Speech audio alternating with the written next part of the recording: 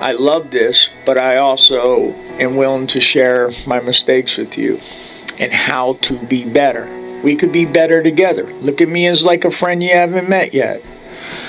I just want to see you do better. I want to see you do good at your crafts. I want you to practice. I want you to share with me and say, yo, Gene, check out what I did, man. My top's better than yours. And I'll be like, shucks, it is. And then I'll be asking you for advice. The thing is, you don't want to be the best at everything. I mean, it's lonely at the top. Hang out with all of us, man. This thing of ours is awesome. I have fabricator friends all over the world, not just the country. I got friends in London, and we just share advice. I mean, it's fun. And I hope whatever your craft is, you do that too. Try to, meet people like you, not just in your neighborhood, but, branch out.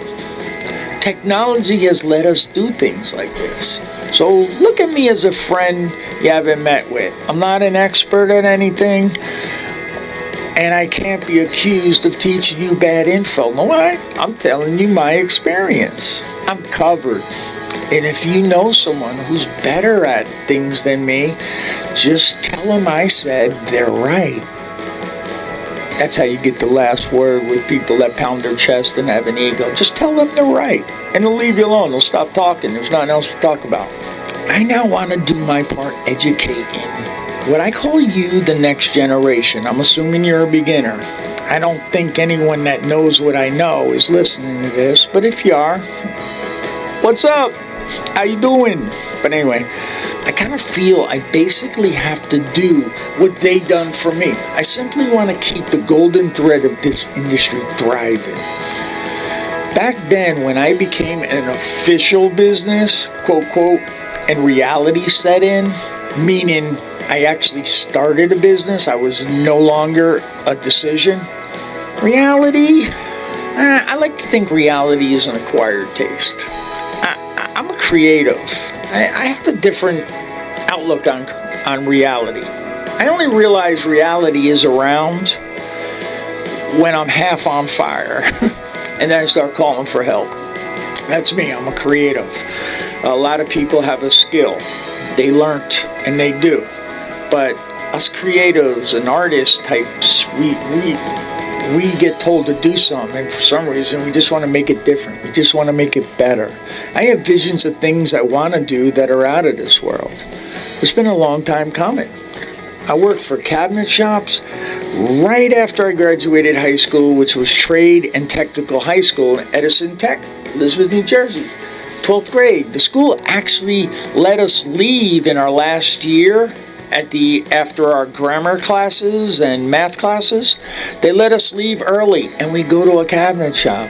I started working for a cabinet shop, sweeping the floors and laminating that thick formica around mica doors, and then Wilson Art came in. I started learning all about mica. I like to file. Yeah, I would just do pinwheeling doors every day. Glue, stick, router, file, thousands of doors. But I was getting familiar with the work industry. Then when I graduated, I had a job to go to.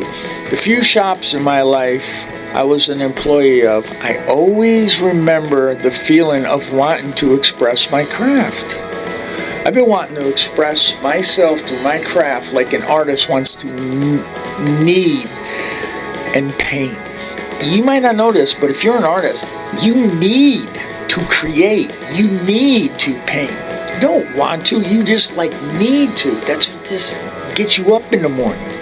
I did great at all the places I worked at because my skills were good. I really learned, I practiced, I took my time. I always knew speed came later. There was no desire to, build a countertop in an hour or build a cabinet in an hour. I took my time with the hardware so I didn't have to fix it once it was installed. I took my time.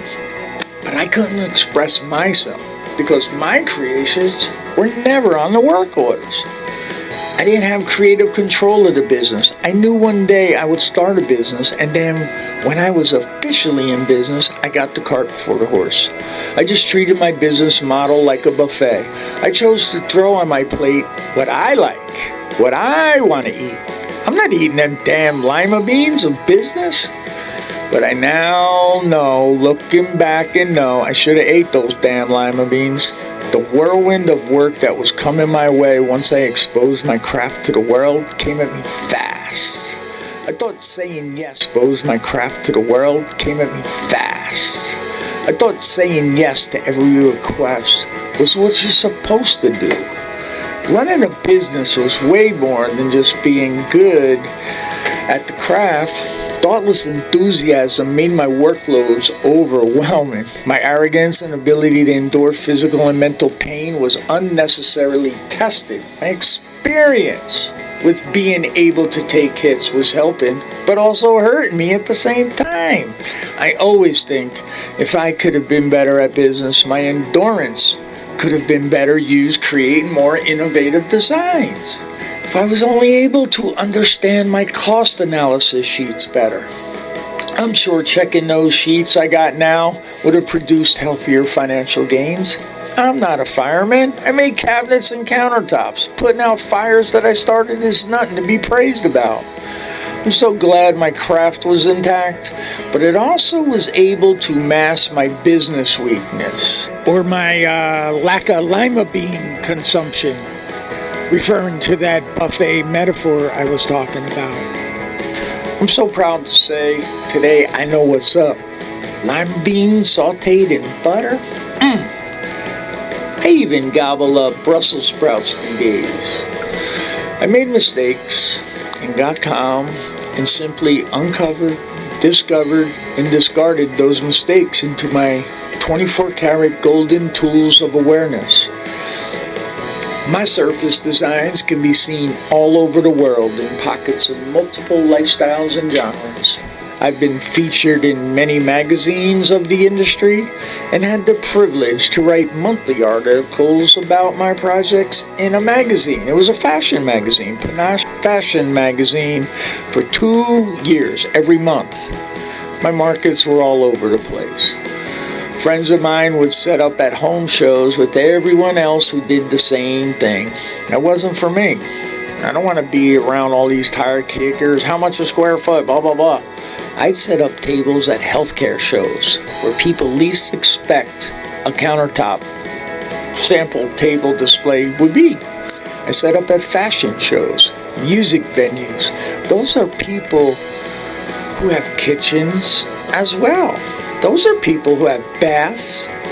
Those are people who have outdoor kitchens. Nurses would be seeing all the tools doctors buy and use, and then all of a sudden they hit my table and I show them my seamless props of what it's like to have Avenite in your house and have all the literature that the manufacturers provide about the health benefits and how it's made, and then share it with them. And I show that I can also inlay items and literally theme the countertops. So I'll tell you, the way I did my marketing, the flow of work that came my way was like unbelievable. The abundance of attention I got once I started sharing my craft, it was just like shooting fish in a barrel. I don't like that saying, but that's the only word I could think of to describe how easy it was to sell my work. Make money on my work? That's why I needed a business plan, and that's why you need one. I was showing my work online, and I got noticed from friends in the industry in a good way as they're helping me. They were cheering me on because they knew I just jumped into this business. I bought magazine subscriptions from my industry and seen design contests coming. I said to myself, I should have said to myself, I'm not that good. Look at all the people entering the contest. They're from Germany. They're all the heavy hitters. They got billion-dollar shops or revenues for their shops. Nah, I'm going to enter. I was able to win 7 awards at the International Surface Design Association convention held annually in Las Vegas, Nevada, and I think one year they had it in Orlando. But I won 7 times. I won these awards. I was competing against fabricators all over the world. I do think I won some of those awards, though, because these titans of the industry, they were too busy and couldn't get registered and enrolled in the competition in time. I don't care. I still won. I know they might have been better, but they didn't write it down and get it registered in time. I did. So I won. But I then went on to hold countless seminars on setting up shop, introducing the green industry to surface fabricators, fabrication. I did some installation ideas at these same type of events that I once sat up front, soaking up all the experience and knowledge from the teachers at that time. They weren't really teachers, they were just sharing because someone helped them. And that's what I started doing. That's what I'm even doing now. Of course, no one really probably wants to go, let's go hear this guy who ran a business and made mistakes. They all want to hear the ones that are successful. I get it, but I'm just going to try to be different. Shops that want to introduce a new material, though, they need to know what tools to buy, the pros and cons. So I started having contractors and other shops call me like, hey, Gene, I don't want to learn everything I just don't know. I want to introduce concrete so I could start offering to my customers. Because we both know if you're in a surface industry right now, I'm sure you're probably getting calls like, do you do concrete countertops? You're probably getting 3 calls a month that you have to deny, especially to your customers or clients you had for a while. So people are asking me, and I tell them, you can get by with this workbench, just make sure it's level, things like that. I do lunch and learns for designers and tell them about actually the complaints of my industry.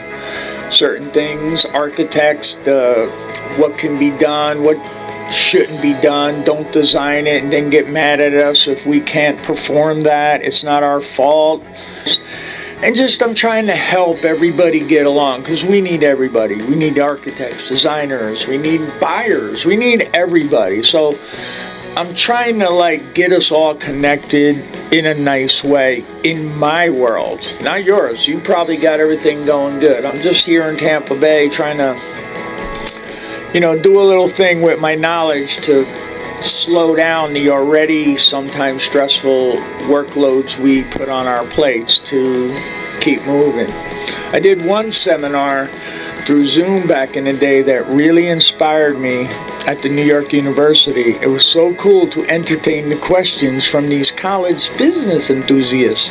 I probably should have asked them questions about business though, huh? But they were so interested in how I was turning my raw materials into finished products and actually making money. It's just one of these seminars I truly remember and got a sparkle in my eye. Knowing our industry may be in good hands, I kind of liked it. I kind of liked that they were interested in this and they were thinking how to start a business. I also held workshops at that same International Surface Fabricators Association. At the time it was International Solid Surface, then got broken down to allow more surfaces into the industry like quartz and granite and everything else. I had the privilege to also speak at the National Association of Home Builders, the NAHB. I spoke at the Florida Green Building Coalition and did local seminars for the U.S. Green Building Council. But the local chapters, for my green industry friends, I actually had the privilege to meet Rick Fedrizzi. He's the founding chair of the United States Green Building Council. When I met him, I'm sure I was acting like a crazed fan, jumping on stage at a Metallica concert. I was whipping out samples of Atrazo, Paperstone, my recycled content. Look, it's Avenite. Yes, it's post-industrial, but check it out. Look what I could do with it. I carried my samples around in my pockets. I guess I learned that from Jersey, where you park at a red light, someone comes up to you, they open up their trench coat, and there's all gold chains and things hanging. Yeah, I was like that with my samples. Everywhere I went, I was promoting products to give me and my fellow fabricators and manufacturers a better shot at the green industry. Because I was kind of getting pissed off. It felt like, yo, man, what do you mean our materials ain't good to get into a lead rating system product?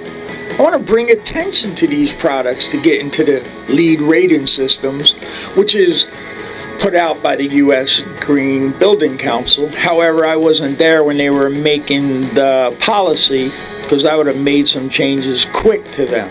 Many builders were at these events. Looking back, many of these builders just took my business card so I would shut up. Kind of like, what they did to me when I was singing Christmas carols as a kid. Here, get away from me, I'll take your card. But I did land a minimum of 3 jobs out of 100 cards, because at this point I started checking everything. I'm checking my marketing. Is it worth it? But 3 jobs out of 100, it's a numbers game. Like guys did back in the day at their high school dance. Keep asking girls till one says yes. You just keep asking, but count them. And then if, I guess, the 9th girl says yes, look at it as a focus group. Telling you about, it's a focus group. They're telling you about your game. Either you're good or you're bad, or I don't know. But my plan was to ask 100. And if all 100 said no, then I look at them, because I only brought 100 cards. I would actually count them. And if all 100 said no, not interested, I would also look at them like a focus group and get rid of that sample. Get rid of that procedure. Get rid of that workshop. Get rid of that market. Or ask somebody else, am I going about it wrong? Maybe because I look like a freak in a trench coat with samples taped to the inside of my jacket. Maybe that could be it. But I never thought to ask that. But the 3 jobs were locks. To me, that was good. My overhead was low at the time. That's all I could handle anyway. I'm glad all 100 builders didn't call me. You know why? I probably would have said yes like a dumbass. Yeah, I could do it. I got it. I read somewhere, not sure, but I think Rick now runs like the International Well Building Institute in New York City. That dude is on the roll for the green building industry. But if you ever see him, tell him, yeah, I'm that guy with samples, and I'm hanging in there. I still believe in the green industry. I'm certified in many brands of surface materials, as I also got heavily involved in the green industry. But I really wanted to know how to better apply their procedures to the surface industry. Really, it wasn't my business. I should have been like, you want a countertop or not? If not, leave me alone. But no, I was, for some reason, always trying to get in, not minding my own business. I was trying to get involved. What is a lead AP anyway? I was trying to get into all that. And I got involved with my local chapters, and I would just listen to everybody.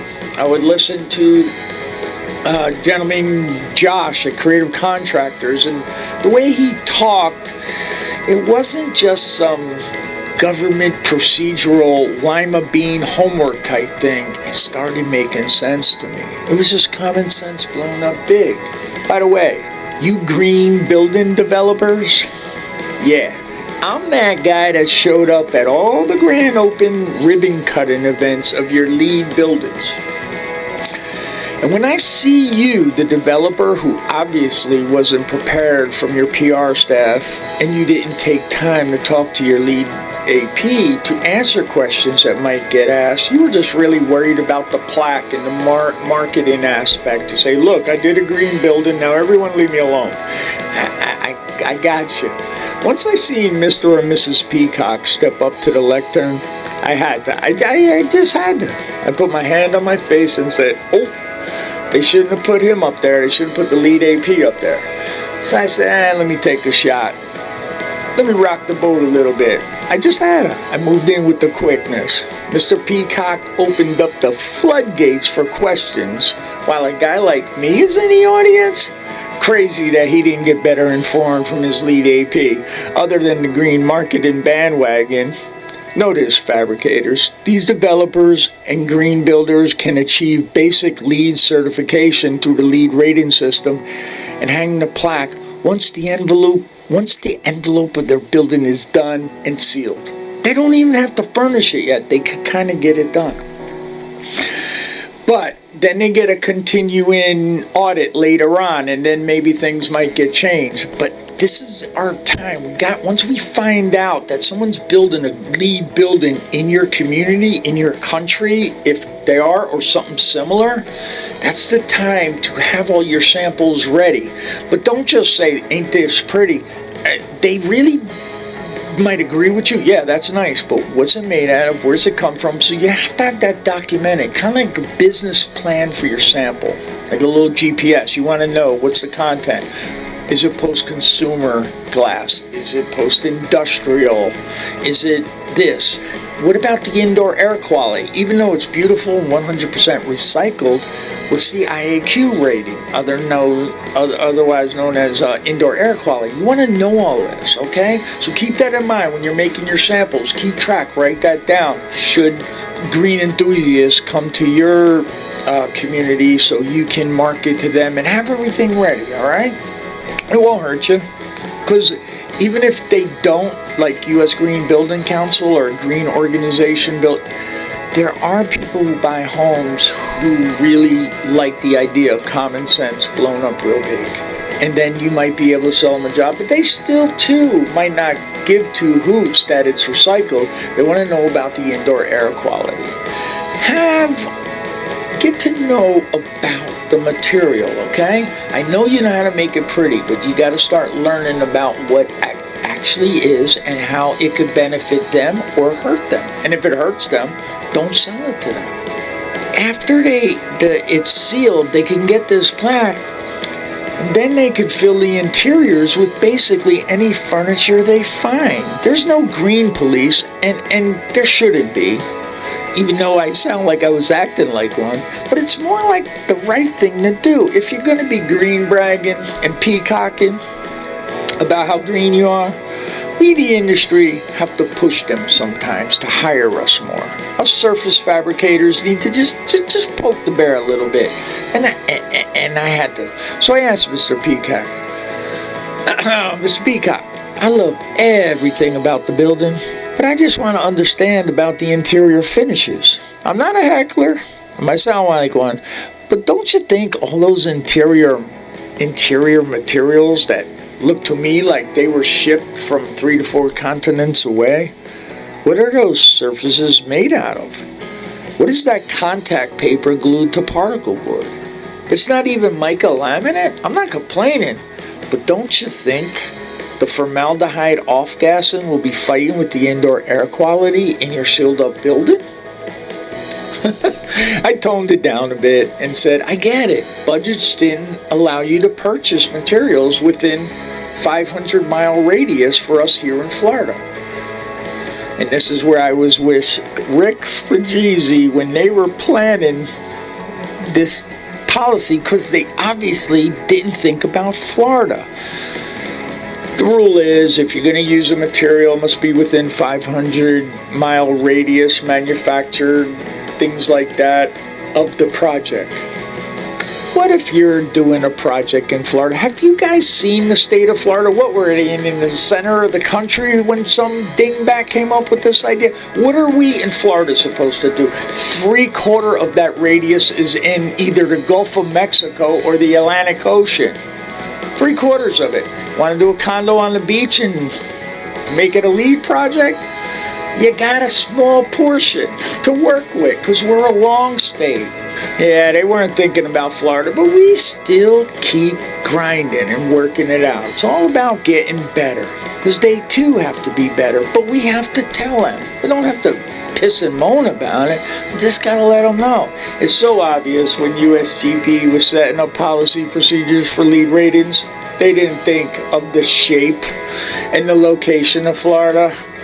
But I get it. But let's just try to be better. Next time, Mr. Peacock, here's my card. And on your next building, let's just be better. And I shook his hand. And of course, I helped him on his next building be better. It's that simple. Work is everywhere. Let yourself be known. Express yourself. I'm sure you are now starting to see green buildings considering our surface industry materials even more.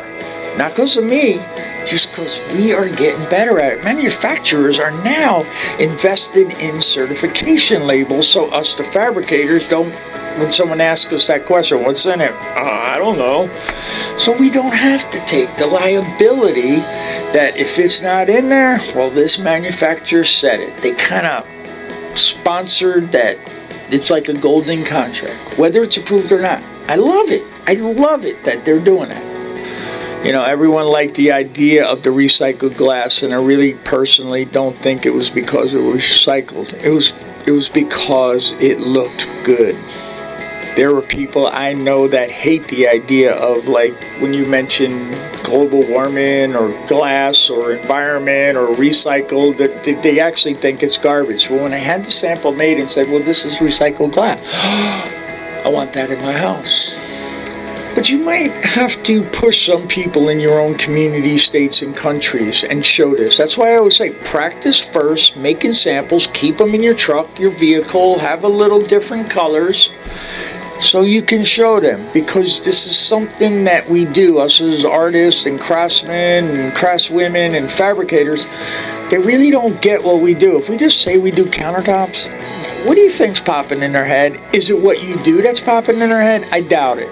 I bet you they're picturing like some old avocado green from like a countertop, or maybe a simple popular top in the big box stores now. If that's not what you do, we got to change their brains, okay?